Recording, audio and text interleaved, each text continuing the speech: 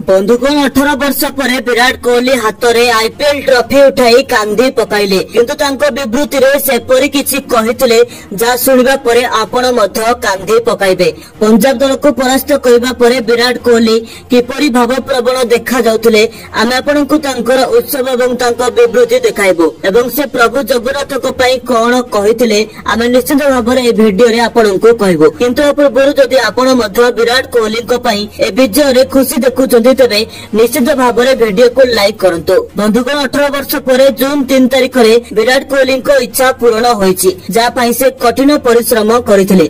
आपनको कहि रखु जे आईपीएल 2025 रो रोमांचकर फाइनल अहमदाबाद रो नरेंद्र मोदी स्टेडियम रे पंजाब एवं आरसीबी दल मध्य खेला जायतिला। मैच एते निकट थर थिला जे शेष ओवर पर्यंत कहबा कष्टकर थिला किए जितिबो किंतु जे भल प्रदर्शन करथिला जिति लेथिला। आरसीबी दल ए मैच को गर्जन करी आरंभ करथिले। विराट कोहली 43 रन करथिले। मयंक अग्रवाल 28 मयंक अग्रवाल 18 बॉल ले 24 रन, रजत पाटीदार 16 बॉल ले 26, लिविंगस्टन 15 बॉल ले 25 रन एवं जितेश शर्मा 10 बॉल रे 24 रन करथिले एवं रोमारियो शेफर्ड मध्य 9 बॉल ले 17 रन करथिले।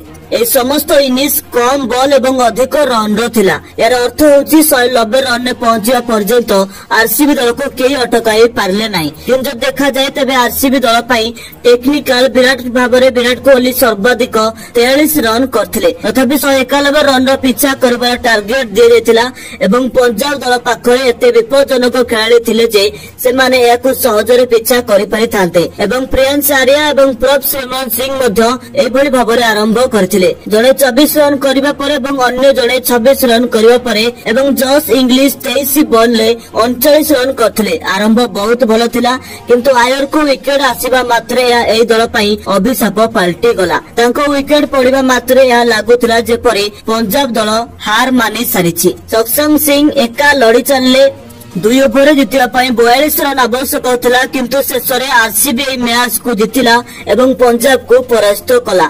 किंतु यह जणे खेलाड़ी को पई सबुठारु स्वतंत्र से होचंती विराट कोहली। जेतबे राजा विराट कोहली ट्रॉफी उठाइले तांको आखिरे केवल लुह थिला। आ विराट कोहली कांदी कांदी जहा कहले आमे आपनकु कहबो। बंधुगण 18 वर्ष पर एते बड़ विजय हासिल करिबा परे विराट कोहली तांको विवृत्ति रे कहिथिले मो मुहूर्त को शब्द रे वर्णना करि परिबि नाही। ए ट्रॉफी मोर नुहे बरं समग्र दल एवं आरसीबी पई खेलिथिबा प्रत्येक खेलाड़ी कठिन परिश्रम। मु ए ट्रॉफी पई बहुत कामना करिछि। मु आजि तो समस्त आगरे खोला खोली भाबरे प्रकाश करूछि जे मु एते कामना करिछि एई ट्रॉफी मोर स्वप्न थिला। आज से स्वप्न पूर्ण होइछि एवं रजत पाटीदार को द्वारा स्वप्न पूर्ण होइछि। मु कहबाकू चाहे जे मो भली खेलाड़ी को रजत पाटीदार को अधिनायकत्व रे खेलिबार सुजोग मिलिथिला। मु निजको बहुत भाग्यवान मने करे। यदि रजत पाटीदार अधिनायक न थाते तबे हुए तो आमे ए ट्रॉफी को केबे भी जीति पार न थांतो। ए इच्छा 18 वर्ष पर पूर्ण होइछि। मु भुवनेश्वर कुमार एवं कुणाल पांड्या को मध्य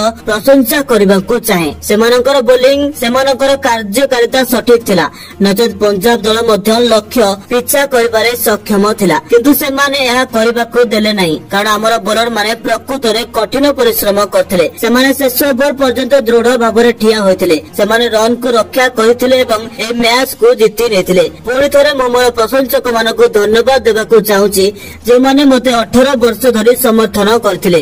सेमाने मते सबु बेले क्रिकेट खेलिबाकू उत्साहित करथिले। ए ट्रॉफी सेमानक नाम रे या मो पत्नी अनुष्का एवं डिविलियर्स को नाम रे मध्य जे मोर सबुठारु भलो बंधु एवं क्रिस गेल को नाम रे मध्य मु आज समस्तंकु ए ट्रॉफी देबाकू चाहूची कारण समस्त यार एक अंश। मु एबे भी कांदुची एवं मु आ कोन कहबी जानि नाही। मु ए ट्रॉफी को प्रभु जगन्नाथଙ୍କ पाखरे समर्पित करबाकू चाहूची। मु बहुत जल्दी ओडिसा पुरी ए ट्रॉफी नेकी आसीबाकू जाउची। तबे दर्शक बंधु आपण माने विराट कोहली को वक्तव्य को कोन कहबाकू चाहते एवं फाइनल मैच रो सबुठु बड़ हीरो किए थिले आपणक मत गोटे कमेंट करी जणांतु एवं एपरि क्रिकेट खबर पई हमर चैनल को सब्सक्राइब करी बेल आइकन को प्रेस करु।